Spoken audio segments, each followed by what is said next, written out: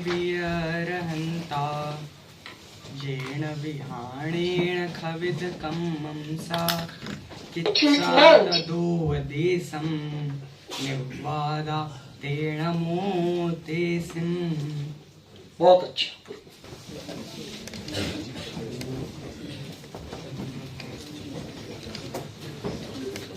शरद शब्द में जो अंतिम हल है उसको पूरा दा हो जाता है। अब ये समझिए आप, मूल शब्द है शरत। संस्कृत में मूल शब्द क्या है? शरत। ता हलंत है। इस अंतिम हल को, पूरे ता को क्या हो जाता है? पूरा दा। तो क्या बन जाएगा? सरद। ठीक है, ये इन्होंने किया। जो भी न हुआ वो क्या हुआ? ये हुआ।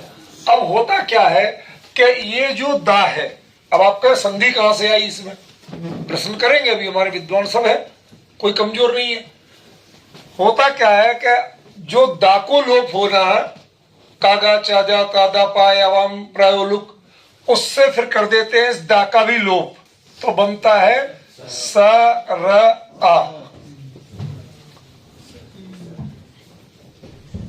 समझ गए ना? ऐसा रूप बन जाता है। अब बताओ यहां संधि प्राप्त है कि नहीं है? दो आ है, दीर्घा होना चाहिए। आपके संस्कृत के हिसाब से क्या हो जाना चाहिए? सरा। ठीक है ना? लेकिन ये प्रकृति, संस्कृत में इसको प्रकृति भाव कहते हैं। प्रकृति भाव माने जैसा है वैसा रहेगा, उसमें कोई चेंज नहीं होगा। तो मतलब ऐसे में संधि होना चाहिए थी, लेकिन उन्होंने ना अच का लोप किया और ना बहुलम वाली का बात कर दी। क्वचित प्रवृत्ति, क्वचित अप्रवृत्ति, क्वचित विभाषा, क्वचित अन्य देव। अब जो लागू हो वो मान लो, लेकिन संधि का नियम तो है। ठीक है ना? हो रही है तो भी संधि है, नहीं हो रही है तो भी संधि है, उल्टी हो रही है तो भी संधि, क्योंकि यहां संधि के नियम ऐसे ही है। ठीक है ना? कभी ये हरियाणा में आप लोग चले, मैं विजय जी तो बहुत अनुभवी क्या, वहां जो गाड़ी चलती है ना, उस गाड़ी के पीछे लिखा रहता है जा तो नू ही चलेगी। ये तो ऐसे ही चलेगी, तो इसमें हमें तमीज की अपेक्षा रखो कि हम इंडिकेटर दे के मुड़ेंगे या कुछ करेंगे ना। भाई हरियाणा में कल्चर के नाम पे सिर्फ एग्रीकल्चर है।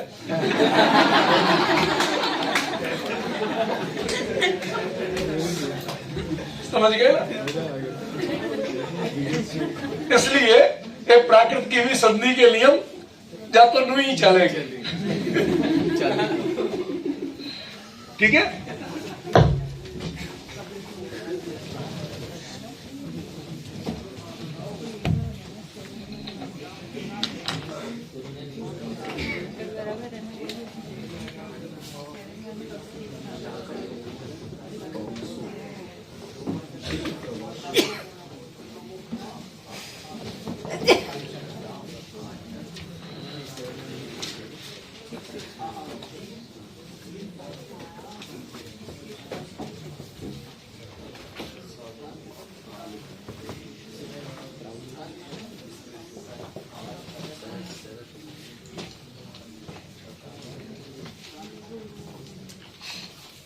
दिक् और प्रावृष शब्दों के,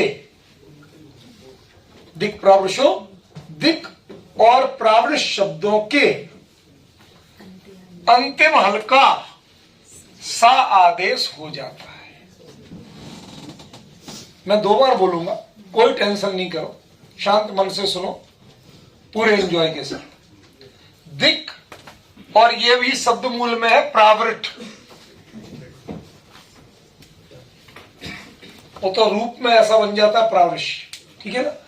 तो दिक् और प्रावृष्ट शब्दों में जो अंतिम हल है उसका क्या हो जाता है? सा। तो ये जो दिशा और पाउसो, ये जो रूप बन रहे हैं ना, ये इसमें सकार जो दिख रहा है वो इस सूत्र के कारण दिख रहा है, अंतिम वर्ण को, अंतिम हल को, अंतिम हल वर्ण। ठीक है ना। तो ये हलंत शब्द ही है मूल में, इसमें टकारांत है, इसमें ककारांत है, ठीक है। तो जो अब ये संस्कृत में कैसे दिशा बनाते हैं ये तो यही जाने, बाकी हमारे लिए आसान तो यही है। अब इसको तालव्य सा कर दो, वो बात अलग है, बाकी होता तो यही है। इनके संस्कृत में तो बड़ी बीमारी है।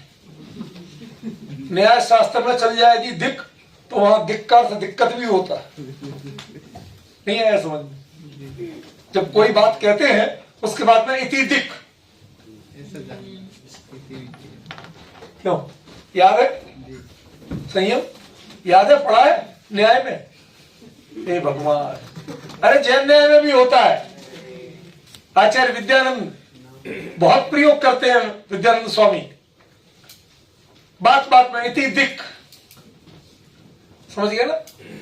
तो वो एक एक्चुअली वहां दिक माने दिशाबोध ही है। एक अन्य बात ये है, किंच इति दिक, इति दिक का लास्ट में प्रयोग करेंगे, किंच का शुरू में प्रयोग करेंगे। ये न्याय की शैलियां है। ये न्याय और व्याकरण दोनों मेरे बहुत प्रिय विषय है, समझ में आया? तो देखिए, ये दिशा और पाउसो, ये आपको क्लियर हो गया कैसे बने? वो कहते हैं दिक प्रावृशो अंत्य हला सा। दिक और प्रावृश शब्दों में अंतिम हल की जगह सा का प्रयोग हो जाता है, ठीक है, क्लियर।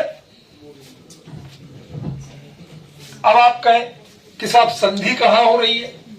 तो अब ये पाऊ में इधर को संधि हो रही है कि नहीं हो रही है? और उन्होंने प्रकृति भाव किया कि नहीं किया? ठीक है ना। तो ऐसे ही है, कितना होता है कितना नहीं होता है, बस इन्होंने सबको एक भाव में गिन दिया, सबको संधि मान लिया। एक्चुअली सब संधि नहीं है, लेकिन उनने जब संधि के अधिकार में दिया है तो हम मान लेते हैं संधि है।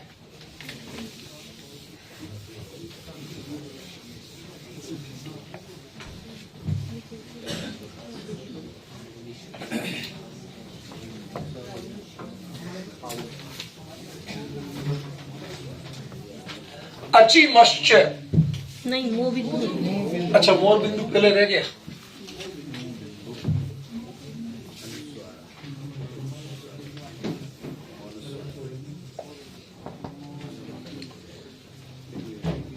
मोह क्या है?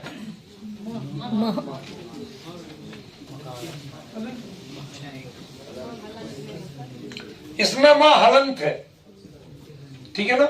यदि मां पूरा होता तो क्या होता? मत्स्य बनता। अकारांत होता तो मत्स्य बनता। हलंत है इसलिए मह या मो ये चल गया, ठीक है। तो मकार के स्थान पर माने हलंत मां, इसके स्थान पे बिंदु यानी अनुस्वार हो जाता है, ठीक है। जैसे गुरु जी मोनुस्वार सूत्र जो है वैसे तरीके से यहाँ पर नृत्य होता है, वहां मोनुस्वारा में कंडीशन है कहाँ होगा और कहाँ नहीं वो होगा, पदांत में होता चाहिए, ठीक है ना। ये थोड़ा अंतर है, ये तो जहां मूल शब्द में ही कर देते।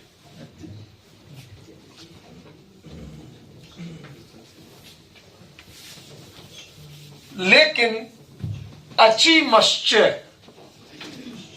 अची मह च, गजेंद्र बता बेटा क्या होगा, इसका अर्थ क्या होगा?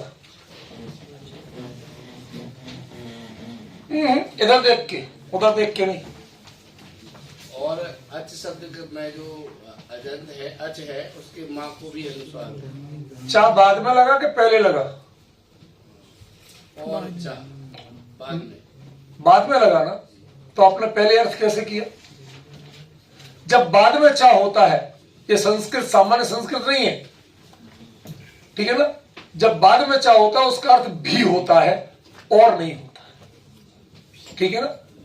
तो जो मां को मोर बिंदु कहा था, मां को अनुस्वार हो जाएगा। लेकिन यदि हलंत मां आ रहा है कहीं और उसके बाद में अच माने स्वर आ रहा है कोई, ठीक है ना, तो उसमें मा ही रहेगा, उसको अनुस्वार नहीं होगा। देखो एग्जाम्पल देता हूं।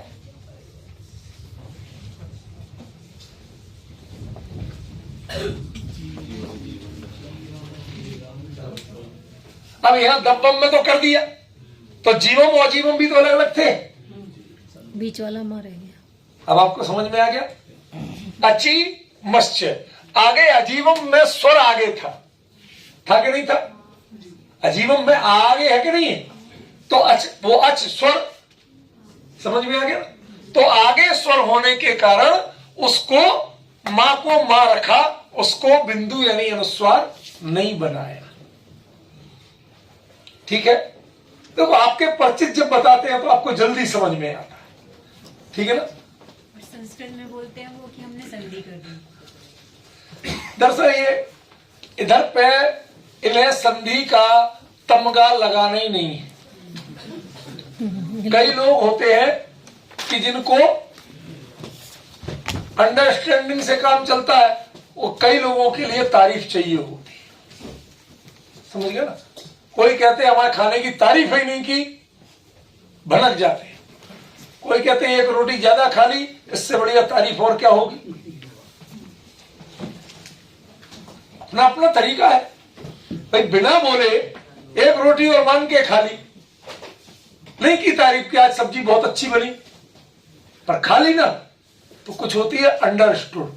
प्राकृत में बहुत से काम अंडरस्टूड होते हैं, संस्कृत में बाकायदा ढिढोरा पीट के होते हैं कि हमने ये किया, ठीक है। सर ये वाला नियम नित्य लगता है या इसमें भी विकल्प होता है? प्राकृत है अचाम संधि बहुलम, ठीक है ना। इसलिए यहां बहुलम ही रखना, पूरे संधि में बहुलम ही चलेगा। नियम बनाएंगे लेकिन कोई भी नियम सर्वत्र नहीं लगेंगे। सर्वत्र और सर्वथा लागू नहीं होगा। क्यों? राष्ट्रपति को लाइन में लगा के वोट डलवाओगे भाई? यदि राष्ट्रपति आ जाएगा तो बाकी आप ही लोग साइड में हो जाओगे, होगे कि नहीं? नहीं सर आप पहले। तो ये कुछ पे नियम लागू नहीं होते। संस्कृत तो यही, प्राकृत तो यही कहती है, कहते भाई साहब संधि है, जब हमारा मूड होगा सो कर लेंगे और नहीं होगा तो नहीं करेंगे, समझ गए। या कई ऐसे विद्वान भी, मन होगा तो पढ़ लेंगे, नहीं होगा तो नहीं पढ़ेंगे। क्या कर लोगे? बैठे हैं खींच लो फोटो, नहीं है तो नेक्स्ट। भाई आप लोग भी तो यही नियम लगा रहे हो बहुलम, अपने लिए नहीं कहते कुछ।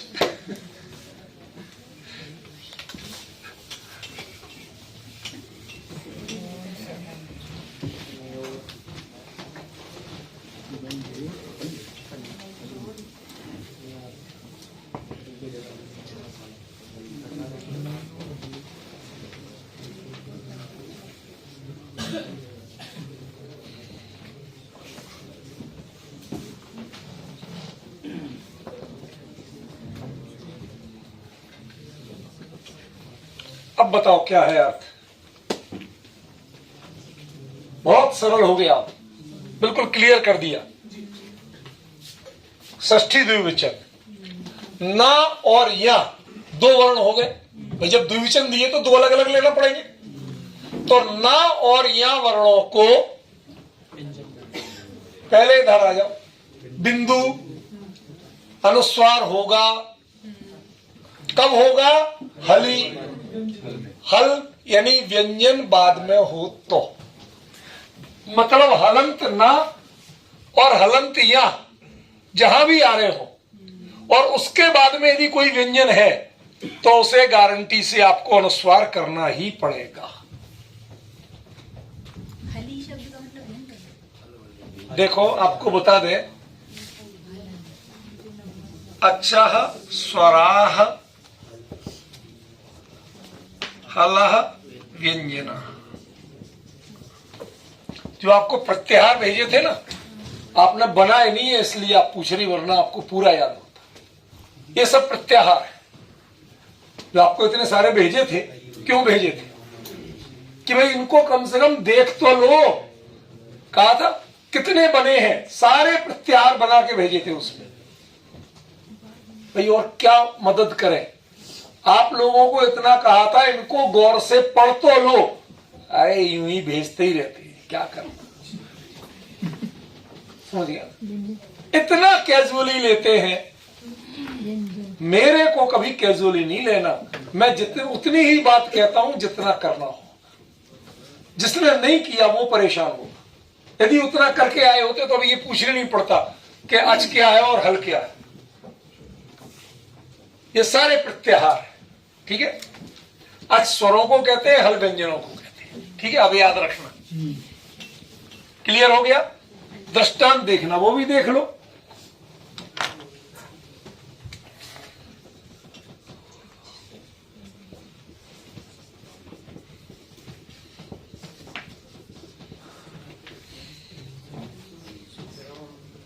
ठीक है। ऐसी कंसो,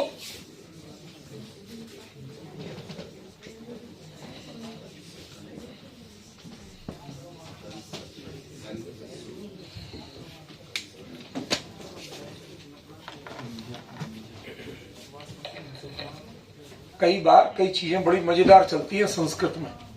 वैयाकरण जो होते थे बड़े मजे लेते थे। आप लोगों को चाहिए? वो कहते हैं का काली का माधुरी का शीतल वाहिनी गंगा कम शम जघान कृष्ण कम बलवंतम न बाधते सीता।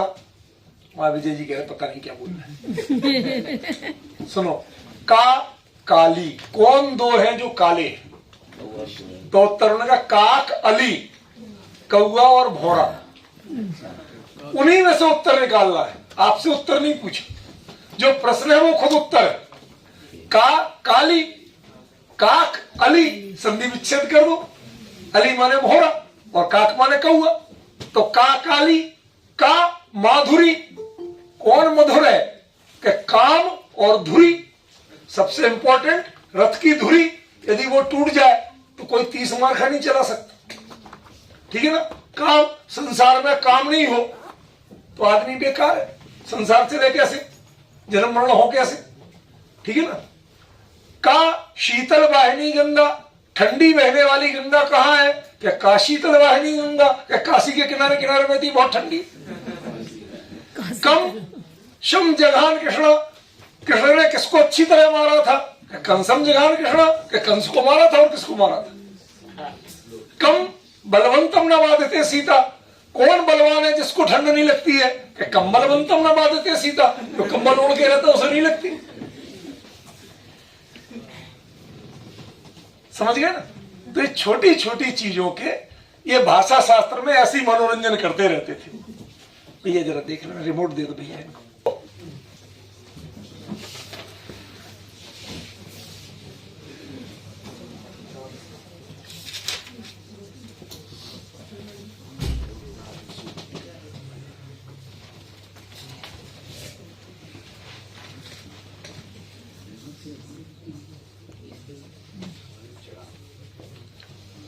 यद्यपि ये कोई ऐसा वम अलग से प्रयोग नहीं होता, लेकिन जो है उसको समझने का एक बहाना है, ठीक है ना। मतलब सीधी सीधी बात है, ना और या वर्णों के बाद जहां कहीं भी कोई व्यंजन आएगा और ये हलंत होंगे तो उनका गारंटी से अनुस्वार होगा। बस इतना समझिए, ठीक है ना, और कुछ नहीं समझिए इसको।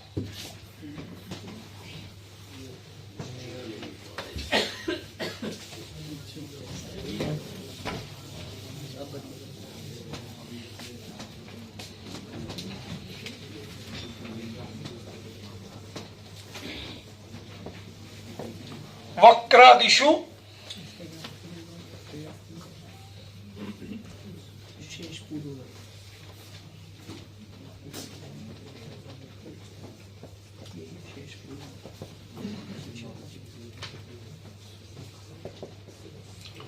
वक्र आदि शब्दों में भी अंत्य हल को अनुस्वार हो जाता है।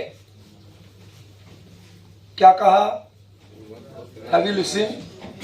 वक्र आदि। अब आदि पहले पढ़ लो कौन कौन से हैं। ये वक्र है, त्रियस्त्र है, ह्रस्व है, अश्रु है, स्मश्रु है, सृष्टि है, मुस्त है, मनस्विनी है, दंसर है, स्पर्श है, वर्ण है। ये दुनिया भर के जितने हैं इन सब में अंत्य हल को अनुस्वार हो जाता है। ठीक है। अब जैसे वक्र है तो इसको वंकम दोनों जगह हो जाता है। वंकम। अब वम में कैसे होता है वो बात अलग है, लेकिन होता है। तो वंकम, इससे कोई शब्द सुना है आपने? कैसा बांका नौजवान है,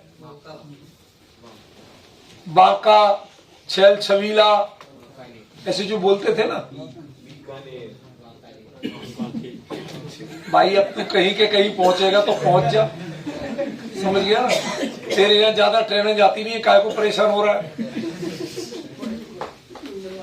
देखो इन शब्दों में कुछ रैंडमली कुछ शब्द बताता हूं। जैसे स्पर्श। स्पर्श का नॉर्मली फास होता है, लेकिन फंस भी होता है। ठीक है, वो ये अनुस्वार हो गया, फंसम जो बनेगा। फिर इसी प्रकार अश्रु, अंशु, आंसू। ठीक है। आप और भी ले लो। दर्शन, दंसन करते हैं ना। देखो ऐसा है बेटा, जिस जगह पे वो कह रहे हैं दर्शन, देखो जैसे अभी आपको जो दृष्टांत दिए थे पिछली बार में, उनमें जो अलग किया था वो क्या उसमें अलग था? नहीं आया इसमें। देखो मैं आपको बताता हूं।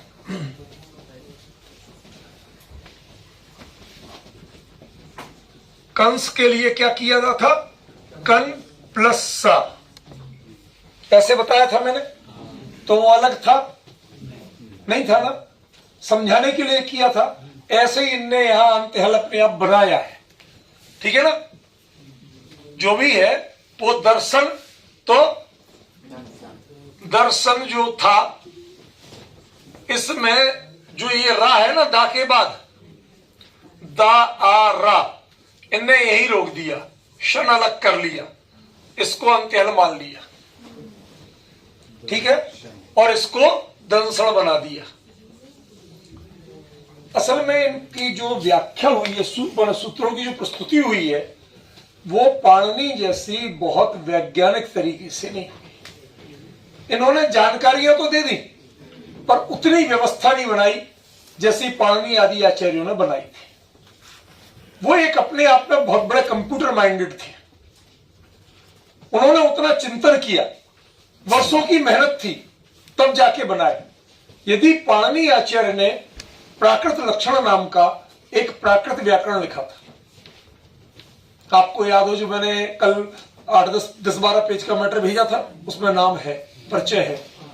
यदि वो मिला होता तो आज प्राकृत व्याकरण के लिए उससे अच्छा कोई ग्रंथ नहीं होता। क्योंकि पाणिनि के पास एक विजन था पूरा। पाणिनि के आसपास कोई आचार्य नहीं हो पाया। ठीक है ना। इसलिए वरुचि है, संस्कृत के ही व्याकरण अच्छे थे। एक अच्छे एवरेज होना और एक अद्वितीय होना, दोनों में अंतर होता है। ठीक है ना, बियॉन्ड दी कंपेयर।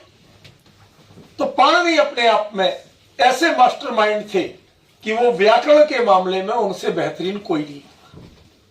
ठीक है ना। इसलिए ये माना जाता है कि यदि पाणिनि का प्राकृत लक्षण मिला होता तो आज प्राकृत व्याकरण में ये समस्या नहीं आती। वरुचि ने की, व्यवस्था की, जितनी उनसे बन सकती थी अच्छी की, लेकिन एक और लोक हावी था और एक और शास्त्र हावी था। अब दोनों में तालमेल बिठाते बिठाते जितना बैठ गया, जो छूट गया तो छूट गया। इसलिए आपको जो समस्या आ रही बेटा, आप सही कह रहे हैं अपनी जगह, गलत नहीं कह रहे, लेकिन उनको ऐसे लगाना, ठीक है ना।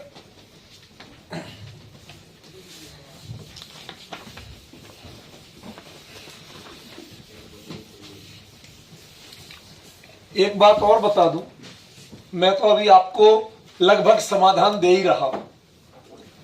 अभी आप यही व्याकरण किसी और से पढ़ लें तो वो आपके प्रश्नों का समाधान नहीं दे सकता। वो यही कहेगा इसमें ये होता है, वो सूत्र से अर्थ नहीं लगाएगा। ये लिख के ले लो आप, ठीक है।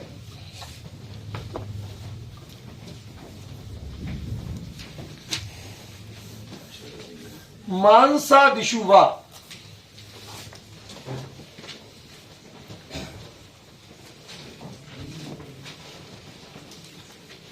क्या कहा? मांसादिषु शब्दों में विकल्प से अनुस्वार का प्रयोग होगा, मतलब मंसम और मासम ऐसे बनेंगे। ये जो अनुस्वार है ये विकल्प से प्रयोग होगा। हिंदी में मांस बनता है शब्द, प्राकृत में नहीं बनेगा। क्यों नहीं बनेगा? क्योंकि अनुस्वार भी संयुक्त व्यंजन है और संयुक्त व्यंजन आते ही वो ह्रस्व हो जाएगा। यहां है ना, लेकिन ह्रस्व हो गया तो आपको पहचान में नहीं आ रहा, ठीक है ना। और यहां पर अनुस्वार नहीं किया तो वो ह्रस्व नहीं हुआ, ह्रस्व नहीं हुआ तो मासम बन गया। मतलब संस्कृत में मांस को मांस कहेंगे, प्राकृत में मांस को मंस भी कहेंगे और मास भी कहेंगे। समझ में आ गई? ठीक है, चलो आदि में आदि शब्द भी देख लेना जो जो है। यही तदवर्गांता। अब ऋतु जी ये सारी समस्याएं वो ही आ रही हैं जो प्रत्याहार नहीं पढ़े। नहीं सर, मैं नहीं, आपकी व्यक्तिगत नहीं कह रहा हूं, जिन लोगों ने नहीं पढ़े, ध्यान नहीं दिया, यह भी एक प्रत्याहार है। नहीं सर, दोबारा शेयर कर देना क्योंकि बाद में जुड़े होंगे हम तो प्रत्याहार। मैंने सबको भेजे हैं, दो दो बार भेजे हैं, ये तो मैं सुन ही नहीं सकता, मान ही नहीं सकता आपकी बात। दो दो बार भेजे हैं मैंने ग्रुप में, याद होगा। जो लोग शुरू में जुड़ गए थे उनके पास दूसरी बार भी आए, तो ये तो नहीं कह सकते कि नहीं थी। और आप पहले जुड़ चुकी थी, उसके गौर नहीं किया आपने। और पीडीएफ भेजी थी मैंने, आपने खोल के नहीं देखी होगी, मैसेज नहीं था वो, पीडीएफ थी। आप देख लेना, कोई दिक्कत नहीं। ठीक है ना, कोई बात नहीं। सुनो, यही तदवर्गांता।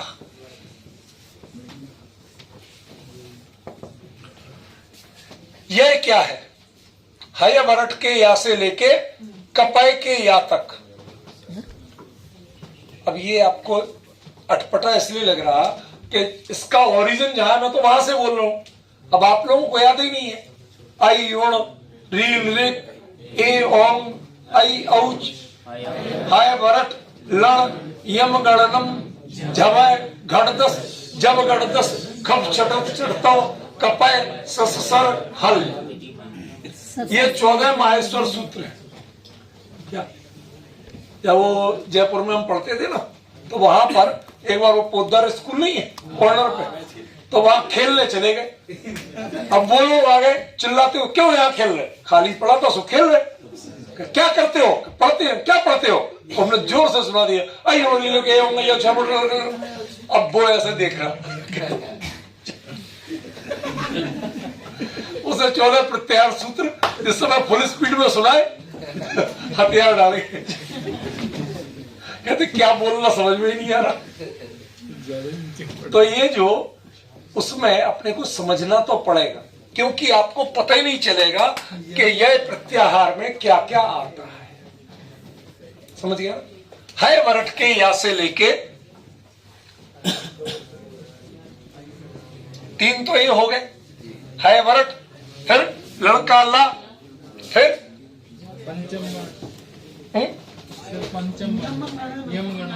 यम वही है।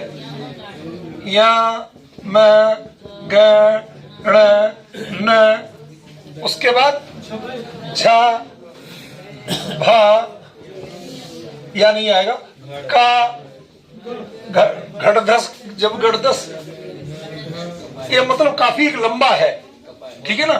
तो वो सारे जब तक वर्ण आप नहीं लेंगे तब तक आपको यही समझ में नहीं आएगा कि यही क्या है।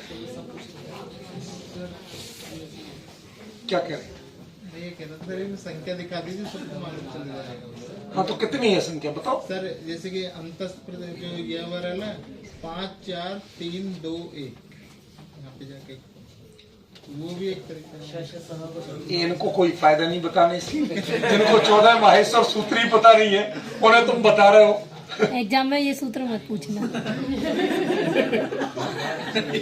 एग्जाम में ये प्रॉमिस है हमारी, आपके इससे नहीं कह रहा हूं कि आप लोगों की प्राकृत की ही परीक्षा ली जाएगी, संस्कृत की परीक्षा नहीं ली जाएगी। ठीक है ना? नहीं तो सब शास्त्रीय विद्वान फर्स्ट आ जाएंगे। ठीक है, तो अब ये समझ लो कि ये प्रत्याहार के जो वर्ण हैं उन वर्णों को जब होगा तो तद वर्गांता, उनके वर्ग का अंतिम वर्ण वह उसमें प्रयोग किया जाएगा। जिस वर्ग के वो हैं उस वर्ग का अंतिम वर्ण। अब वर्ग कौन कौन से हैं? का वर्ग, चा वर्ग, टा वर्ग, ता वर्ग और पा वर्ग। अब इनमें से जो भी आ रहे हैं उनमें से उस वर्ग का अंतिम वर्ण प्रयोग होगा।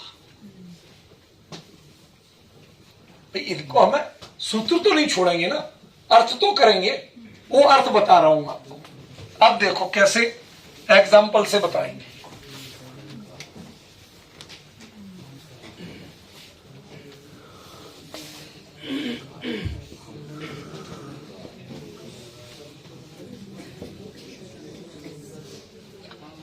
ये रूप जो है ये तो है आदर्श प्राकृत के हिसाब से।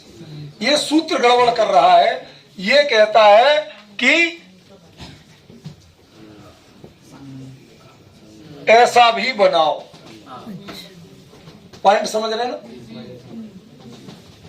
आशंका तो उसमें ऐसा भी बनाओ, लेकिन यह स्वीकार्य नहीं है। यह सूत्र टेक्निकली स्वीकार्य नहीं है, क्योंकि प्राकृत में जब गे, ये और ने इन तीन वर्णों का प्रयोग ही निषिद्ध है, तो आप कैसे कर सकते? जब वर्णमाला में ही ये तीन वर्ण नहीं माने गए तो आप कैसे कर सकते? इसमें अनुनासिक में मात्र मैं और ण है, मैं भी सीमित है 1/2, बस णा ही पूरा है। णा का कभी लोप नहीं करते। ठीक है, सन्ना शब्द भी आएगा संज्ञा के लिए, सन्ना, तो इसमें भी इसको अनुस्वार नहीं बनाएंगे। समझ गए? ये अंतर है। और मां का कहीं अनुस्वार हो जाएगा, कहीं नहीं भी होगा। मां का कहां का नहीं होगा? मां के साथ एक तो मां आए, मां के साथ एक हा आए। ये दो प्रमुख रूप हैं जहां पर प्राकृत में मां को अनुस्वार नहीं होता है। इतने नोट कर लीजिए, मां के साथ अगला वर्ण यदि मां होगा और मां के साथ अगला वर्ण यदि हा होगा तो उसका अनुस्वार नहीं होगा, अदरवाइज कर देंगे। ठीक है, ये सूत्र उसका उल्टा कहता है। इसकी ओट लेके लोग बाग प्राकृत में ये सबका प्रयोग करने लगे।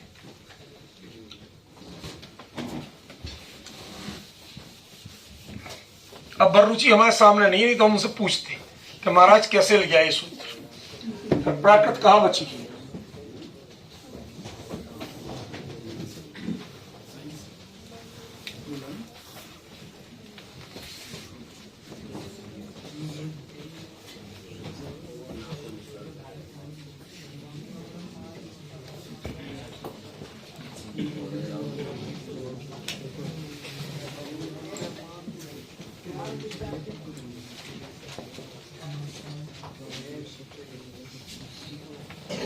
देखो जरा, मैं सूत्र को बड़े ढंग से लिख रहा हूं आपको समझने के लिए। ना और सा है अंत में जिसके, क्या है? न और सा है अंत में जिसके।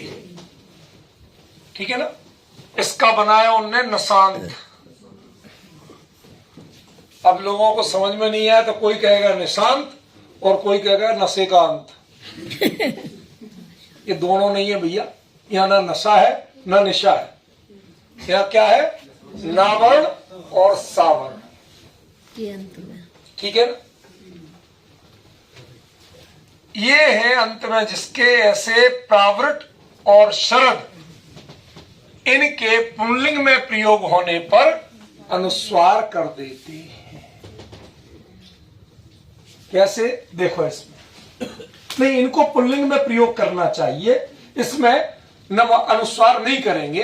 ये कह रहे हैं जैसे जम्मो, जन्म, ठीक है ना, वम्मो, ठीक है ना, ये शब्दों को हमें ध्यान रखना चाहिए। जम्मो, वम्मो, जसो, सरो, पाउसो, सरदो, ये जो दिए ना, ये अंत में इनके जन्म शब्द जन्मन है मूल।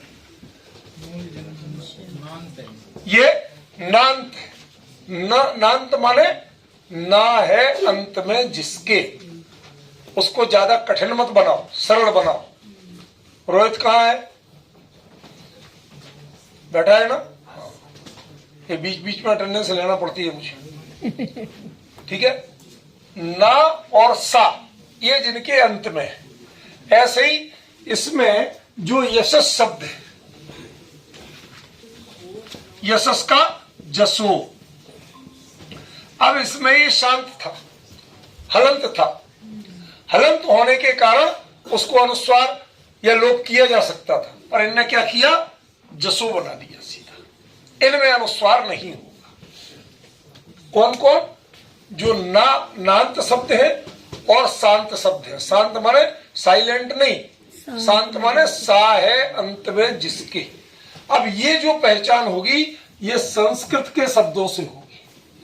संस्कृत में होते हैं नकारांत शब्द, सकारांत शब्द, ठीक है ना, वही नीचे दिए हैं, कोई अलग से नहीं दिए। ठीक है, थोड़ी शॉर्ट में कर लो, हो जाएगा।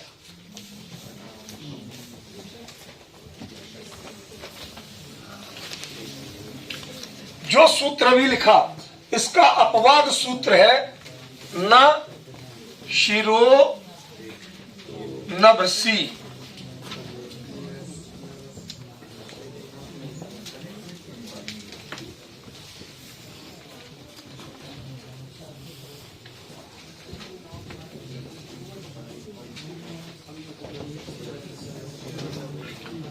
शिर शब्द भी शिरस है, शिरस शांत है। नभ शब्द भी नभस है, ये दोनों शांत है। लेकिन इनमें पुल्लिंग का रूप नहीं चलेगा। इसमें क्या करेंगे? उन्होंने साफ दिया है सिरम रहम, नपुंसक लिंग का रूप चलाएंगे। माने इसको अनुस्वार कर देंगे सिरम और रहम। रहम माने नभ, आकाश, सिरा सिर। ठीक है, ये बता रहे हैं कि पहले जो ये भी पुल्लिंग है, ऐसा नहीं है नपुंसकलिंग है, लेकिन इनमें नहीं किया, अन्य पुल्लिंग में पुल्लिंग कर दिया था, अनुस्वार नहीं करने दिया था। इसमें अनुस्वार हो जाएगा। अब ये सिरा नवसी संस्कृत कहेगी ये नित्य नपुंसकलिंग, नभा नवसी नभांसी। क्यों गरबा जी? सही कह रहा हूं। लेकिन प्राकृत में इतना लिंगापवाद है, इतना लिंगापवाद है, वो सारा का सारा हिंदी में आ गया। क्यों? ट्रेन शब्द किसमें आना चाहिए? पुल्लिंग के स्त्रीलिंग? ट्रेन प्लेटफॉर्म पे खड़ी है, स्त्रीलिंग में प्रयोग होता है। स्त्रीलिंग में प्रयोग करते हो। ये जो लिंगापवाद आया ना, शब्द सामान्य अकारांत है, स्त्रीलिंग का उसमें कोई प्रत्यय नहीं है। फिर भी आपने कलम रखी है, कि कलम रखा है, रखी है, रखी है, यही बोलोगे ना। मैंने कलम लगाई हुई है, जेब में लगी है। अब जेब सब भले ही उर्दू का है, लेकिन आप जब प्रयोग कर रहे तो नपुंसक में। दर्जी ने जेब सही नहीं लगाई, लगाई के लगाया।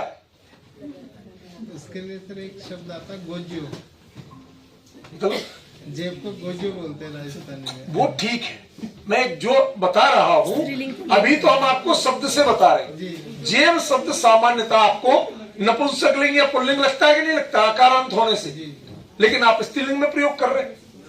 तो हिंदी में जो ये लिंग का अपवाद आया, ये कहां से आया? ये सारा का सारा प्राकृत से आया। प्राकृत कहते कि हमारे यहां नपुंसक लिंग में ओ होना जरूरी नहीं है, ठीक है। यहां लिखा है नपुंसक लिंग जैसा रूप, लेकिन मानेंगे हम पुल्लिंग में, ठीक है। ये मतलब है।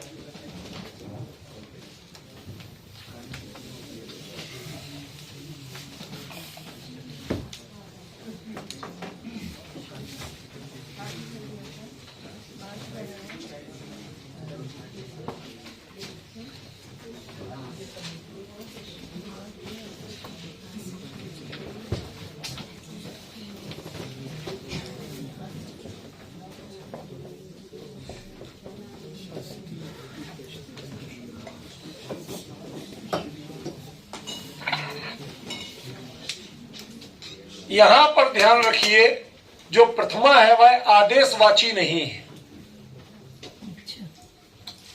ये प्रातिपदिक अर्थ है, प्रतिमा है। बताई धुनी तो सब लोग कहेंगे, बहुत से लोग के पता नहीं कौन सी भाषा बोलते रहते हो, वहां विजय जी नाराज हो जाएंगे। सुनो, दिन नाराज होके जाएंगे, करेंगे तो ये। सुनो सुनो, आपको सिखा रहे हैं कुछ।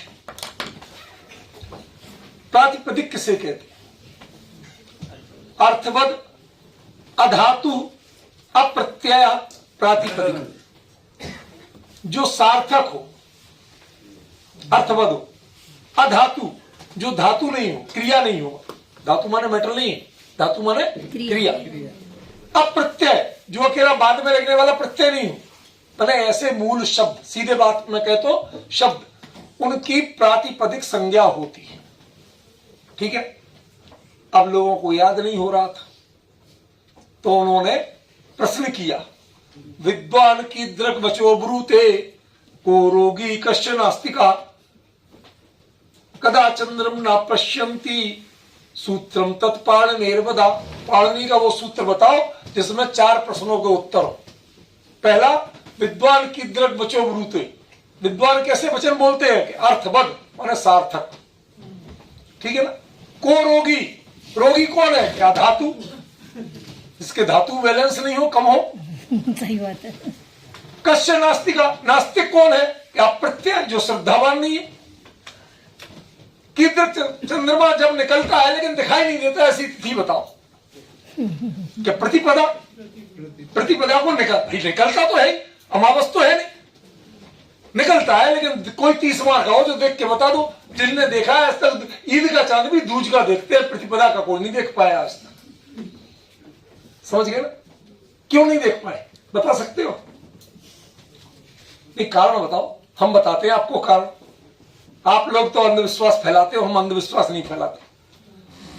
इसका कारण यह है कि चंद्रमा प्रतिपदा के दिन सूर्य जब काफी तेज चमक रहा होता है, डूब नहीं रहा होता है, उस समय निकलता है और पतली क्षीण रेखा में होता है, तो सूर्य की चमक के आगे वो दिखाई नहीं देता। द्वितीया के दिन वो थोड़े सांझ के समय निकलता है। सूर्य की चमक तो होती है पर कुछ कमजोर पड़ जाती है, इसलिए दिखाई दे जाता है। कोशिश करो तो तृतीया से दिखाई देने लगता है। क्यों? क्योंकि वो सूर्य जब अपना तेज कम कर चुका होता है, चमक कम हो जाती है, तब निकलता है। यह सूर्य और चंद्रमा की चाल कभी आपने अध्ययन की हो? कभी दिन में 12 बजे सिर पर चंद्रमा होता है, पक्ष का अंतर है, कृष्ण पक्ष और शुक्ल पक्ष का अंतर है। शुक्ल पक्ष में शाम से निकलेगा, रात में बढ़ेगा। कृष्ण पक्ष में सुबह से कब तक रहेगा, कब डूबेगा, सबकी चाल में अंतर है, समझे? तो उन्होंने कहा प्रतिपदा, प्रतिपदा को चंद्रमा दिखाई नहीं देता। अब संयोग की बात, ये चारों शब्द उसमें प्रयोग हुए, अर्थवद, धातु, अप्रत्यय, प्रातिपदिकम। समझ गए ना? तो प्रातिपदिक एक संज्ञा है, एक नाम है। वो किसको लागू होती है कि कोई भी सामान्य शब्द है उसको हम प्रातिपदिक कहेंगे जिसमें कोई क्वालिटी नहीं जुड़ी, ठीक है ना? सामान्य शब्द प्रातिपदिक है और प्रातिपदिक में हमेशा प्रथमा आएगी। किसी का भी नाम लेना, कोई उसमें विभक्ति नहीं जोड़ी, आप मूल नाम लिया, वो सब क्या है? प्रातिपदिक। और जो भी प्रातिपदिक है तो उसमें प्रथमा आएगी। कोई ना कोई विभक्ति तो प्रयोग करना ही करना, तो कौन सी करोगे कि प्रथमा करोगे। अब समझ गए? तो ये आपके लिए 3 प्रातिपदिक है, इसलिए इनमें जो प्रथमा आई है वो प्रथमा प्रातिपदिकार्थ है, प्रथमा है, ना कि जो आप व्याकरण में पढ़ रहे कि जो सिद्ध होना है उसको प्रथमा कहते हैं, ये वो नहीं। मतलब पीठ, आंख और प्रश्न, ये 3 जो शब्द हैं इनको शब्द समझो। इन 3 शब्दों का स्त्रियाम व स्त्रीलिंग में विकल्प से प्रयोग होता है। पृष्ठ, पीठ, या पृष्ठ माने पेज नंबर वाला पेज, पृष्ठ नहीं है। सुनिए ध्यान से, पृष्ठ क्या है? पीठ वाला। अब बताओ, मेरी पीठ क्या मेरा पीठ? मेरी करते हैं ना, जबकि टेक्निकली शब्द क्या है? पीठ तो पुल्लिंग है जैसा शब्द है। तो उन्होंने कहा स्त्रियांबा, कभी स्त्री में लिंग में प्रयोग हुआ, कभी पुल्लिंग में प्रयोग। अच्छी आंख, मेरी आंख का मेरा आंख बोलते ना, हो गया। शब्द तो नपुंसकलिंग का है लेकिन उन्होंने स्त्रीलिंग में भी प्रयोग कर दिया। ऐसे ही प्रश्न, अब प्रश्न क्यों कह दिया? प्रश्न में तो हमें नहीं मिला कभी कि जिसमें मेरी प्रश्न बोला हो। कोई साउथ इंडियन बोल दे तो बोल दे, उनकी तो कोई स्टैंडर्ड इस मामले में होता नहीं। समझ गया ना? मेरी गाड़ी भी बोलते बोलते और मेरी कोट भी बोलते। हमारे यहाँ थे एक साउथ इंडियन, वो ऐसा बहुत प्रयोग करते थे। वो तो इतने बड़े विद्वान थे कि वो लिखते थे, हम लिखते थे एक तो वो लिखते थे एक। स्वर में भी मात्रा लगा देते थे, व्यंजन में तो बहुत लगाई हमने, उस स्वर में भी मात्रा लगा देते थे। समझे ना? होता है बहुत कुछ होता है दुनिया में, आपको बहुत कुछ देखने को मिलेगा। ठीक है, तो क्लियर हो गया। ये लिंग विभाजन कर रहे हैं। अब संधि बंदी की बात खत्म हो गई। ये अधिकार क्या है? खिचड़ी अधिकार है। जो प्राकृत की छोटी छोटी कई जानकारियां दे दी, निपटा दी, ठीक है ना? इसलिए इसे अकेले प्योर संधि पे मत रखना। तो पृष्ठ, अक्षी और प्रश्न, ये 3 शब्द कैसे हैं? स्त्रीलिंग में भी विकल्प से प्रयोग होंगे, ठीक है ना?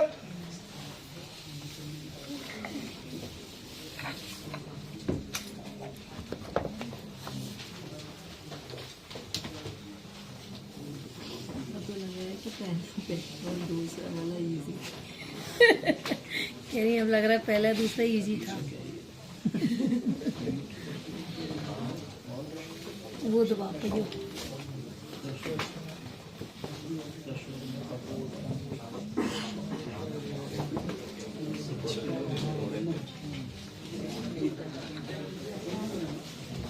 देखिए, हमें पढ़ाना पूरा है, समझाना पूरा है, ठीक है ना? जिनमें आप उलझ जाएंगे आपको उलझाएंगे नहीं, बस इतनी प्रॉमिस कर सकते, ठीक है? ओद, ये है प्रथमा। अब अपयो, ये है षष्ठी का द्विवचन। इसमें जैसे छपे हैं, यदि वैसे पढ़ोगे तो आपको अर्थ लगेगा ही नहीं। समझे? श्रेया बताओ बेटा अब क्या होगा इसका? उसमें देख के नहीं, इधर देख के। अब और अप, ये 2 हो गए, द्विवचन आ गया। तो अब और अप, इनको ओद माने ओ हो जाता है। ये उपसर्ग है। क्या है ये? जैसे अवनति, ओड़ई, ठीक है। अपमान, ओमाण।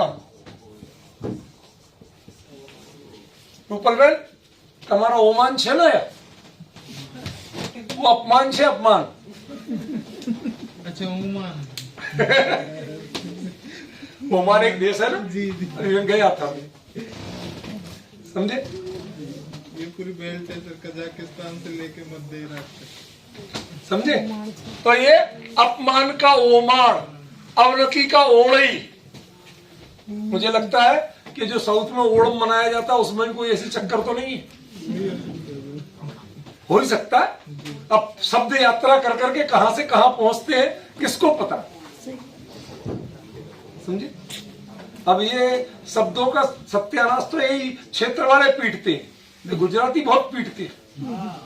हम कहते हैं मीठ माने मीठा, इनके मीठा माने खारा होता है, नमक होता है, इनके मीठा होता ही नहीं है वो, समझ गए। और जिसमें नमक डलना चाहिए उसमें मीठा डलता है, दाल में भी मीठा डल जाता है, तब भी मुझे अच्छी लगती है, ठीक है। समझ में आ गया कि नहीं आ गया।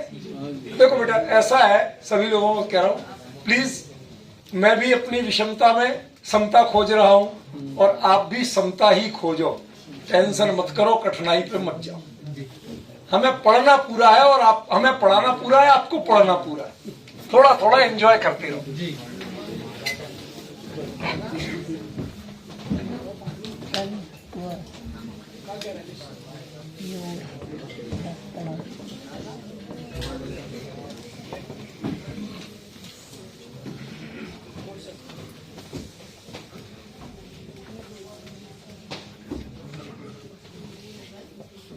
ये मैंने अलग कर दिया, थोड़ा पहचानना।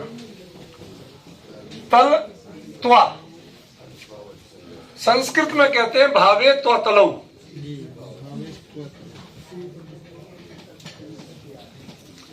भाववाची में त्वा और तल प्रत्यय होते हैं, जैसे महत्व, गुरुत्व, समझ गए ना। तो ये भाववाची हुआ कि नहीं हुआ, लघुत्व भाववाची हुआ कि नहीं। तो त्वा भी, और तलंतम स्त्रियम, तलंत का तल का ता हो जाता है। गुरुता, लघुता, महत्ता, शब्द शब्द सुने हैं सारे, पवन जी सुने हैं ना। हाँ, धर्मत्व वो कितनी बना लूंगा, उसमें कोई कमी नहीं। अब देखिए ये जो भाववाची त्वा और तल प्रत्यय है, इनका प्राकृत में क्या होता है ये सीखना जरूरी है, इंपॉर्टेंट चीज है, क्योंकि इसमें कोई ज्यादा आदेश वादेश कुछ नहीं है। सिंपल बता रहे हैं कि इनका प्राकृत में क्या रूप मिलता है। तो दा मिलता है तल के लिए, जो आपकी ता होती थी, गुरुता, लघुता, तो ये क्या कर देंगे उसको दा। कायदे से सूत्र बनाने की जरूरत ही नहीं थी। क्यों? क्योंकि ता को दा तो स्वर श्रेणी में वैसे ही हो जाना था, ठीक है ना। चलो जो भी है बना दिया तो मान लेते हैं। तो ये तो हो गया लहुदा, लघुता को लहुदा, ठीक है ना। और त्वा को लिए क्या हो जाएगा, तण, त्वा के लिए तण, गुरुतण, लहुतण, ये है त्वा प्रत्यय की जगह। तो ये भाववाची प्रत्यय है, इनकी पहचान रखना, ठीक है। ये महत्वपूर्ण सूत्र है, आपको 2 बार बता दिया। भाववाची प्रत्यय प्राकृत में कौन कौन से होते हैं, यदि ऐसा पूछा जाए, या संस्कृत के भाववाची प्रत्ययों को प्राकृत में क्या आदेश किया जाता है, ऐसा पूछा जाए तो आप ये सूत्र अच्छी तरह याद रखना, यही उत्तर है उसका।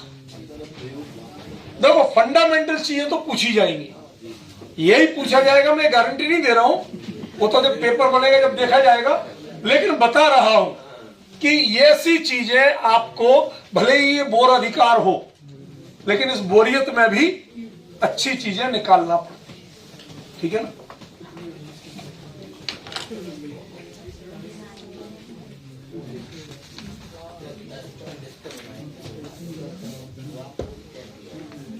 अगला सूत्र भी बड़ा महत्वपूर्ण है।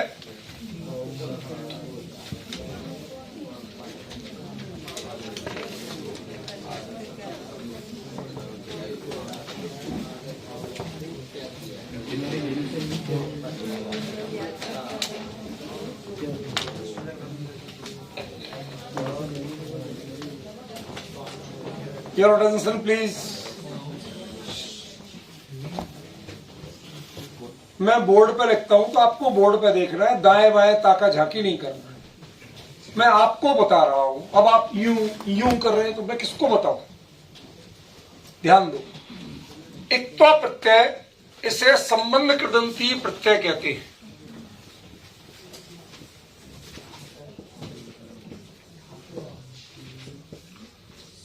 संस्कृत में संबंध कृदंत में नॉर्मली दो प्रत्यय होते हैं, एक इक्त्वा और दूसरा ल्यप। इनकी खूबी क्या है?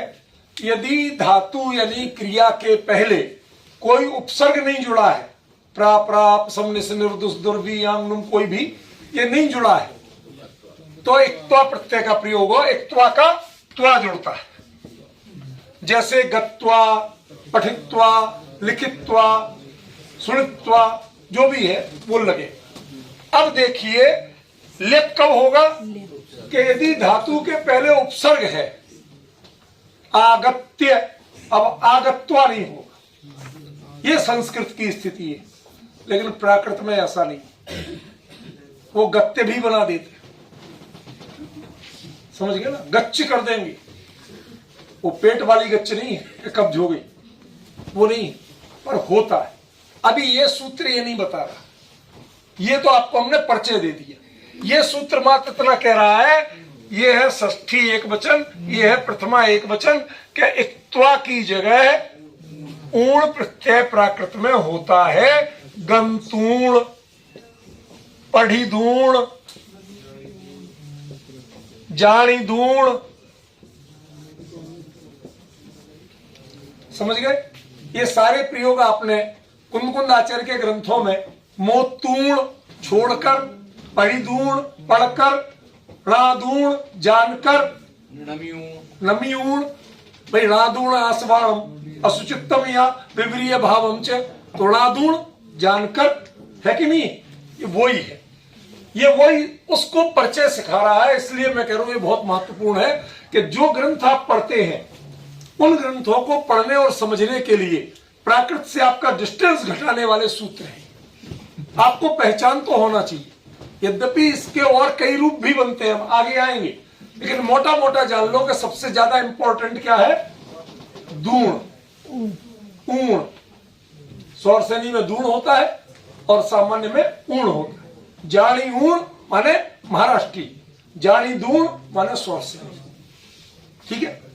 सुनी दूण सौरसेनी, सुनी ऊण महाराष्ट्री, ठीक है? क्लियर? तो ये उन्होंने बताया कि इक्त्वा को ऊण आदेश होता है।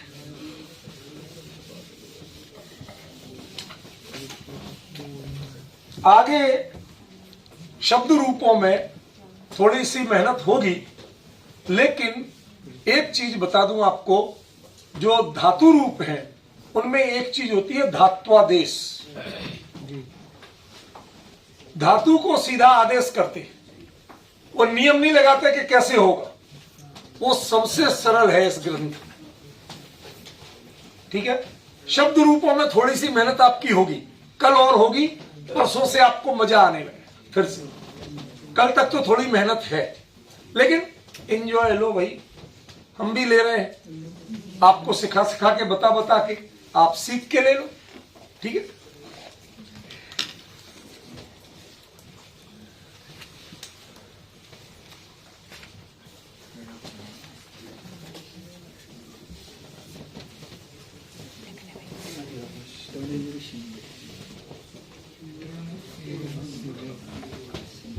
ये शीलवाची प्रत्यय है। शील माने स्वभाव, नेचर बताने वाले, ठीक है ना? तो जो शीलवाची तृण प्रत्यय होता है उसको प्राकृत में ये षष्ठी है, ये प्रथमा है, ये सप्तमी है। शील अर्थ में तृण प्रत्यय की जगह ir प्रत्यय हो जाएगा।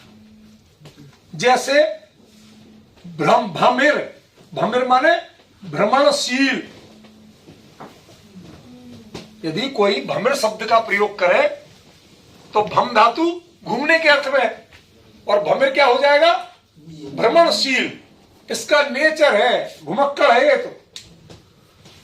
जैसे आप पढ़ाकू कहते ना, तो इसमें क्या हो जाएगा? पढ़िर। किसी को लड़ाकू कहना हो तो प्राकृत में क्या बोलेंगे? पहले लड़ने की धातु तो ढूंढ लो, फिर क्या है ना।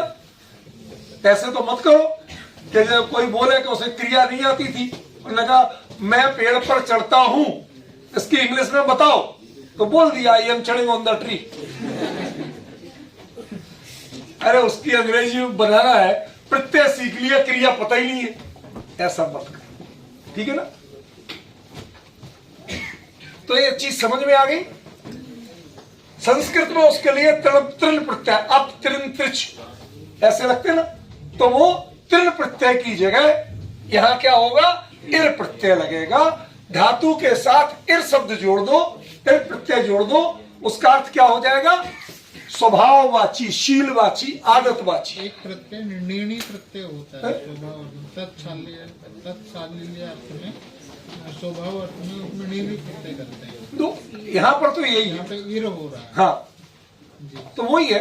कहीं ना कहीं कई संस्कृत में बहुत विकल्प है, प्राकृत में सीमित है। ठीक है, ये क्लियर हुआ? ऋतु जी क्लियर हुआ? हाँ।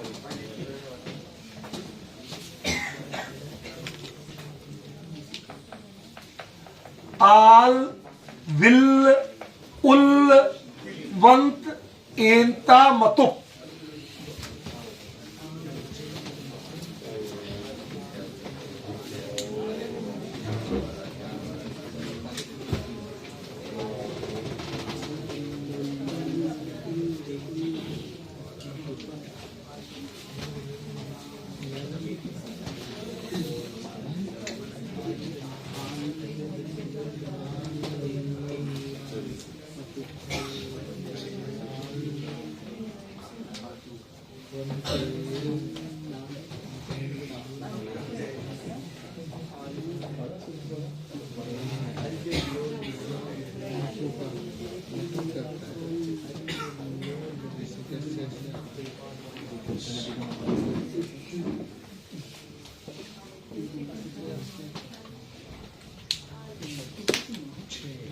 सुनो, मतु प्रत्यय संस्कृत में किस अर्थ में आता है? मान, बुद्धिमान, धीमान, समझिए, धनवान। वो बा और मां दोनों हो जाते हैं। तो ये मतु प्रत्यय समझ गए, ये चीज मेरे पास है। बुद्धिमान माने बुद्धि मेरे पास है। तो जो मान प्रत्यय लगता, मान या वान प्रत्यय लगता है, जो हिंदी या संस्कृत का, उसके लिए प्राकृत में क्या होता है? आल भी, विल भी, ओल भी, अल भी और वेंत भी। जैसे अब मैं आपको बताता हूं, आप कहते हैं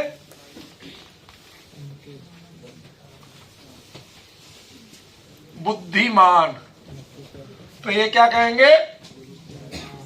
बुद्धियाल।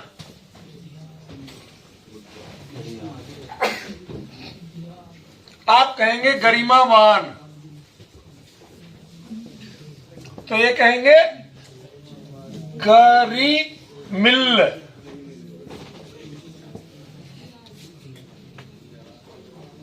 समझ गए?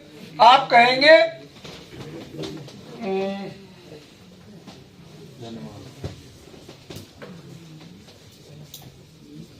तो ये कहेंगे धीओल।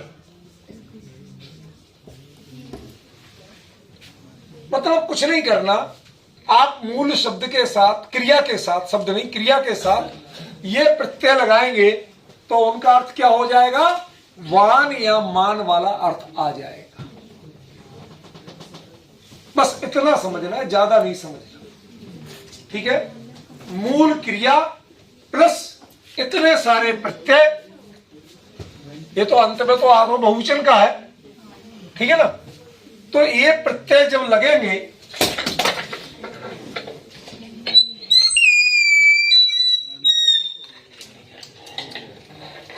बेचारे को चोट लग गई,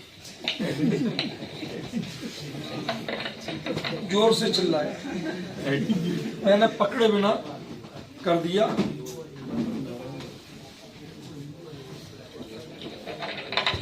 चलो भाई, ठीक है भाई। उसकी तबीयत पूछना जरूरी थी भाई, क्योंकि बेल्ट में तो वो कसके लगता था, इसमें कसके नहीं लगता। हाँ बोलो बेटा। सर इसमें आलू इल उल करा तो उसमें ऐसा भी वो ये जो हिंदी में चलता है ना, ईर्ष्यालु दयालु, तो वही है। इसका विग्रह ही उन्होंने सामने आलू। हाँ वो वैसा कर लीजिए, उसमें कोई नहीं परेशानी, ठीक है ना। ये इसमें ये जो कह रहा बच्चा, वो कह रहा आलू इल, ये यह संधि की है, समझ गए ना। तो दयालु कृपालु कहते हैं ना, परम कृपालु बड़ा दयालु जो बोलते हैं ना, वही है और कुछ नहीं। ये सब प्राकृत के ही मूल शब्द है, प्रयोग है जो हिंदी में आ रहे हैं, दयालु कृपालु, ठीक है ना। ये सब प्राकृत के ही है मूल। सब प्राकृत बोल रहे हैं।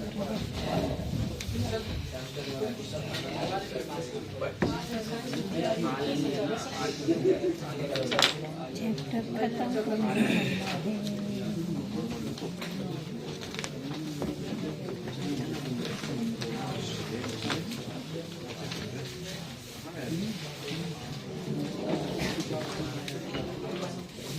विद्युत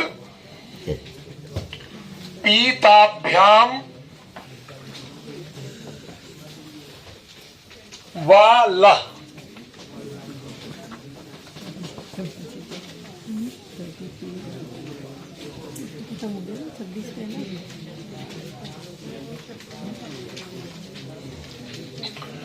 विद्युत और पीत शब्द के बाद पंचमी है ना, विद्युत और पीत शब्द के बाद ला प्रत्यय का प्रयोग किया जाता है प्राकृत में। तो क्या बन जाएगा? बिजुली, सुबह बताया था ना, बिजली। और पीत का पीतल, ठीक है। पीतल सब तो सुना ही होगा ना, पीतल धातु के रूप में।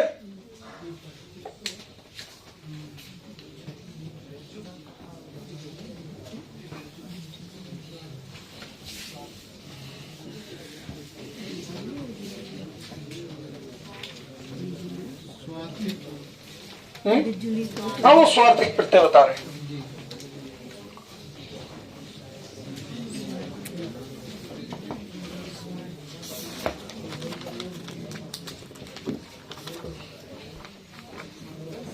कोई बताएगा?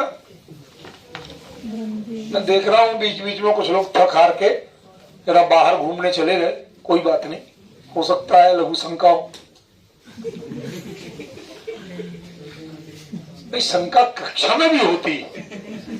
वो हमारे साथ एक विद्वान पढ़ते थे, नाम नहीं बताऊंगा, तो उनको बार बार कहते थे कि सर एक छोटी सी शंका है, सर एक छोटी सी शंका है।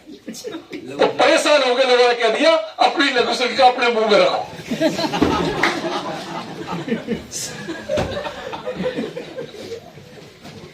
बहुत बोलते हो बार बार। तो ये थोड़ी बहुत चलना चाहिए। देखो, यदि मान लो मैं हंस बोल के नहीं करूं, मैं छोटी मोटी बातें सब उब जाएंगे। ये व्याकरण और न्याय बड़े नीरस विषय है, इनको सरस बनाना हंसी खेल नहीं है, समझे। वृंदे वो राह, वृंद शब्द में वा की जगह रा आदेश होता है। क्या बनेगा?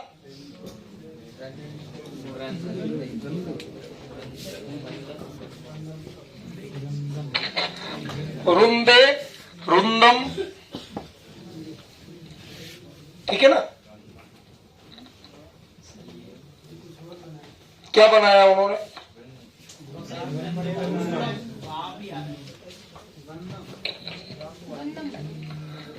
ऐसा है, जब आप ऐसे बनाओगे, यही कह रहे हैं ना आप, मैंने जानबूझ के अवॉइड किया, क्योंकि प्राकृत में संयुक्त व्यंजन से शुरुआत होने वाले शब्दों का प्रयोग है नहीं है, तो नीचे दृष्टांत गलत दिया गया। आप कॉन्सेप्ट समझिए, जब हमारे यहां जो चीज होती ही नहीं है, मैंने आपको बताया था ना कटाक्ष का, कि जापानी लोगों ने कहा था हमारे कटाक्ष शब्द नहीं है, कि होगा कहां से, भले आदमी आंखें तो लो कि कटाक्ष कर सको, जब आंखें ऐसी गोल गोल तो कटाक्ष कहां से आएगा। तो जब प्राकृत में संयुक्त व्यंजन आदि शब्द होते ही नहीं है, तो कैसे बनाओगे, इसलिए मैंने उसको इग्नोर किया था। और वर्ण में जब बा को ही रा कर रहे हो आप, तो वह कैसे बचेगा। मैंने सूत्र कुछ कह रहा है, दृष्टांत कुछ कह रहा है। कनेक्टिविटी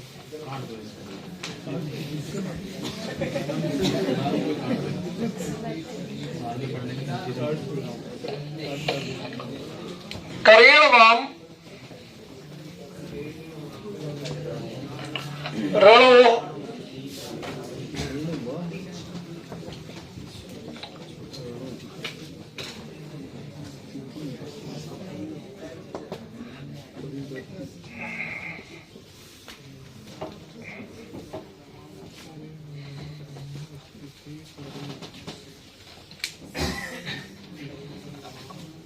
कोई बताएगा कुछ इसका अर्थ। ओमटेश बेटा बताओगे। कुछ नहीं है, ये ऊंट है। करेणु कौन है? ऊंट है। ऊंट में माने ऊंट शब्द में तो नहीं होता, ऊंट बाची करेणु शब्द में रा और रा ये अपनी जगह बदल लेते हैं। कणेरु भी होगा और करेणु भी होगा, बस इतनी सी बात कह रहे हो और कुछ नहीं कह रहे। ठीक है, क्लियर हो गया। लिखना तो नहीं पड़ेगा बेटा, ठीक। चलो, आलाने नलो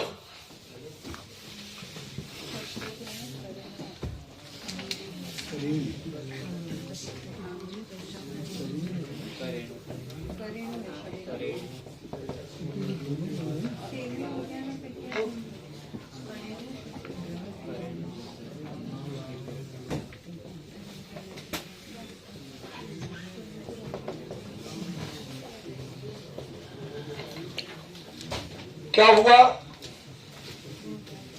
बताइए श्रीमान। आलान शब्द आलान शब्द के उसमें पढ़ के क्या बोल रहा है, इधर देख के बोलो, इधर लिखा हुआ है सूत्र। उसमें भी स्थिति ना और ला ये तो है पहले से, उनकी स्थिति परिवर्तन माने आलान को आलाल भी बन जाएगा, माने आलाल भी बनेगा और आला आलाल, बस इतना कह रहे हैं और कुछ नहीं कह रहे। ठीक है ना, ज्यादा पंडिता इसमें कुछ नहीं है, बहुत सरल सूत्र।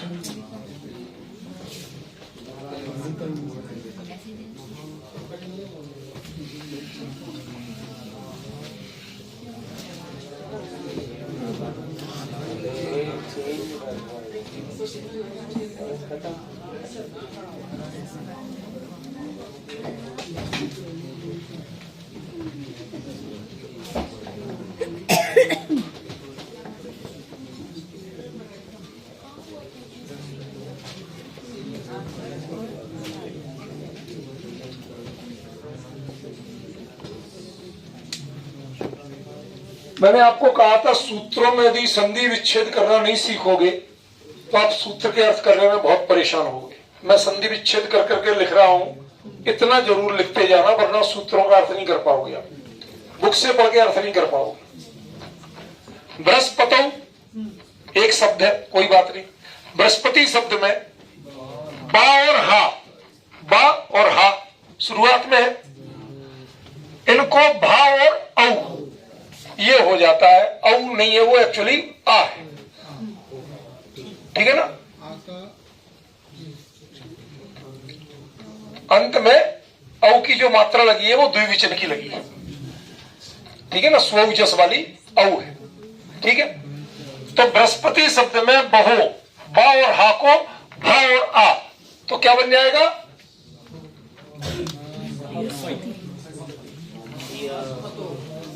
पहले सही लिखो, बृहस्पति। इसको नॉर्मली होता है बुहस्सदी, और ये क्या बनाएंगे? भा असदी। सर ये जो सूत्र में जो औ है ना, ये पौ है, पकार है यहाँ पर। क्या है? हाँ, अच्छा अच्छा, इसलिए होगा हाँ वो गड़बड़ी हो रही है। पौ। औ वो तो नहीं लिखा लेकिन सर इसमें लिखा है कि बकार और पकार को हो, तो क्योंकि वो उसी वर्ग का आ रहा है। एक मिनट मुझे देखिए, नीचे पाठ भेद लिखा है उसका। 5 नंबर भापई। ये भापई जो दे रहे हैं वो जो मैं बना रहा हूं वही बन रहा है, और कुछ नहीं कर रहे हैं, वही बात कह रहे हैं जो मैं कह रहा हूं। ठीक है ना? वही बन रहा है। भय भयऊ ही है, पा नहीं है। पा जो लिखा गया वो गलत लिखा गया। क्या है कि देखो एक बात बताऊं, मैं प्राकृत में जीता हूं। जो जिसमें जीता है उसे जितना पता है कि क्या होता है, उसके लिए टेक्निकल उसकी टर्मिनोलॉजी भले ही पता नहीं हो, लेकिन उसके स्वरूप तो पता है। एक ड्राइवर अपनी गाड़ी चलाते चलाते इतना यूज टू हो जाता है कि वो छोटी मोटी ऐसी आवाज आ रही, अरे फला चीज में गड़बड़ है, अब उसका वो प्रॉपर नाम नहीं जानता हो, उस खराबी के बारे में पूरा टेक्निकली नहीं जानता हो, लेकिन वो उसको ठीक कर लेता है, वो आवाज से जानता है। बच्चा जब रोता है तो माँ कैसे पहचान जाती है इसके पेट में दर्द है कि कुछ और बात है? पहचानती है ना? वो कहती है अरे आज मैंने कद्दू खाया था, मेरे बच्चे के पेट में दर्द है, क्योंकि बादी होता, अब इसे गैस बन रही तो रो रहा है। तो जो उसको जिएगा, उसके साथ जिएगा, वो जितना अच्छा जानेगा, इतना कोई दूसरा पढ़ने वाला, किताबी ज्ञान वाला उतना नहीं जान सकता। मैंने आपको जो लिख दिया था वो पहले बारी में ही सही था, जो प्रिंटिंग मिस्टेक है वो इसकी। टीका करने गलत। हाँ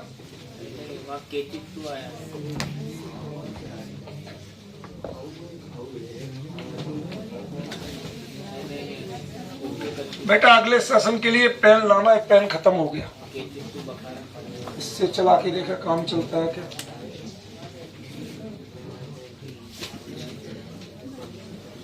मलिने लिनो रिलौवा,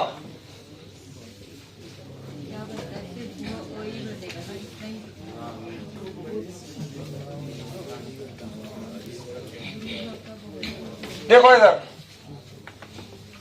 मलिन शब्द है, मलिने माने मलिन शब्द में जो ली और ना है ये दोनों है।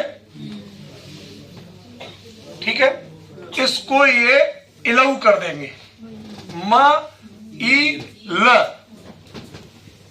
मैल बन गया। मैला, समझ गए? मैल, मैला, मैलो, तो मलिन की जगह मैल कर देते हैं ये, और मैल से मैल, मैला ये सब जो बनता है, ये ठेठ हिंदी के जो शब्द हैं ये इसी परंपरा से आ गए। संस्कृत में मलिन बोलते हैं, प्राकृत में मैल बोलेंगे, मैल से भी मैल, मैला ये सब सारे शब्दों का विकास हो। ठीक है?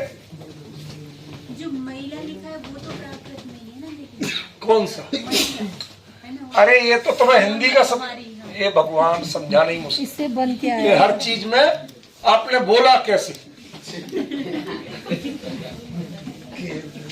हमारे एक विद्वान थे, जयपुर में पढ़ते थे, हर बात में टीचर का गला पकड़ते थे। एक बार डॉक्टर साहब किताब फेंक के चले गए, पढ़ाना ही मुश्किल कर दिया। मैं आप पे नहीं कह रहा हूँ, उल्टा अर्थ नहीं लेना, लेकिन कई कई होते हैं वो मत्थे के सूर होते हैं।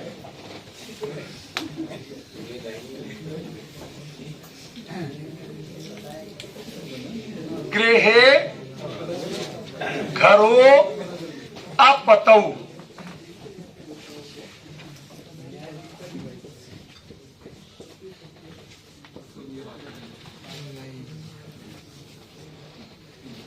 दो सप्तमी एक वचन है। क्या अर्थ होगा? बोलो बोलो, जो हाथ ऊपर कर रहा है बताओ। पीछे छुप के हाथ ऊपर करने से काम नहीं चलेगा, खड़े होके बोलो। आपसे ही पूछ रहा हूं श्रीमान चश्मे वाले। हाँ, आप हाथ ऊपर कर रहे थे। अच्छा, ये मक्खी उड़ा रहे थे, मुझे पता नहीं था। शुद्धात्म बोलिए।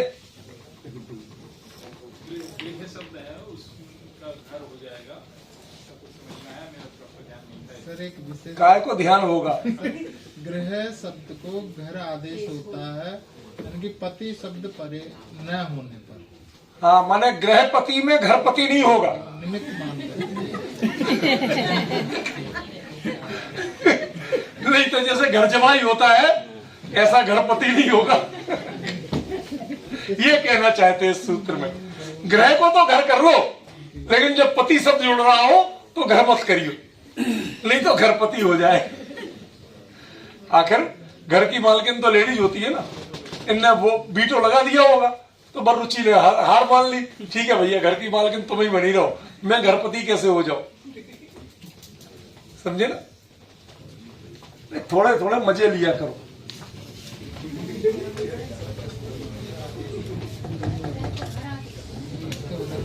दाढ़ादयो बहुलम।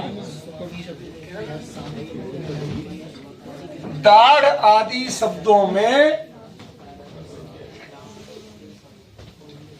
बहुलम, ये वो बहुलता से ऐसे प्रयोग देखे जाते हैं। वो बहुत सारे नीचे लिखे हैं, जैसे दृष्ट से दाढ़ बना दिया। आप जानते हो मुंह के अंदर दाढ़ होती है और दांत होते हैं। ये डेंटिस्ट तो सबको दांत ही कहते हैं, उन्हें अकल नहीं। ये आगे के काटने के काम आते हैं, पीछे के चबाने के काम आते हैं। किसी को भी काट बड़े सताए हुए हो।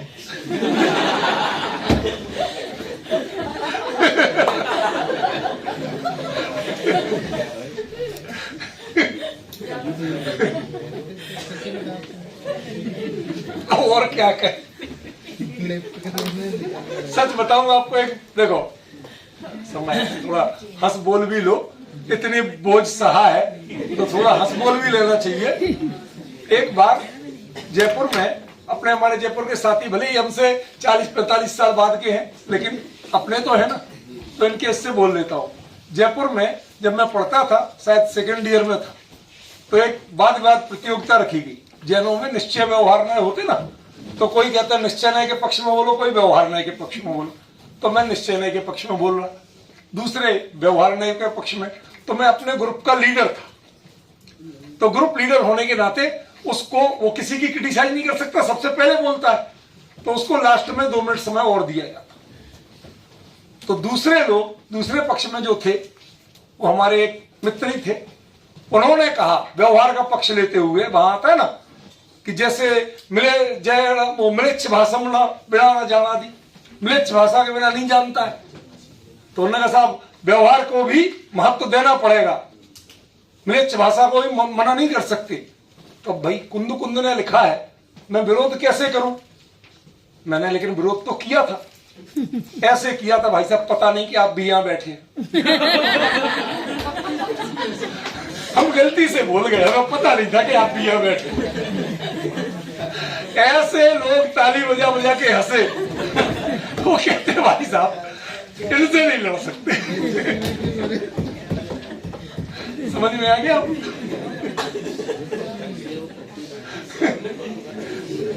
जय हरवी सक्कमण जो अनंत भाषण बिना दुगा है तुम तय व्यवहार परमत्व देशम सक्कम। इस पे बोले वो, तो उन्होंने कहा अनार्य भाषा के बिना, मिलेच्छ भाषा के बिना। भाई साहब सॉरी, गलती हुई, हमें पता नहीं था कि आप भी यहां बैठे। तो ऐसे ही मजे लिया करो, हंसो बोलो, ज्यादा थक जाओगे तो जल्दी बूढ़े हो जाओगे। थकना मत सीखो, समझ गए ना। ये अध्याय आपका पूरा हुआ। उसमें कुछ नहीं है, बहुलता से होता है। बहुलता माने 4 अर्थ बताई दिए। जो चल जाए वही सही है, जो मिल जाए वही सही है। दाल बता रहा था आपको कि हिंदी वाले तो इंग्लिश वाले तो जानते ही नहीं है अंतर।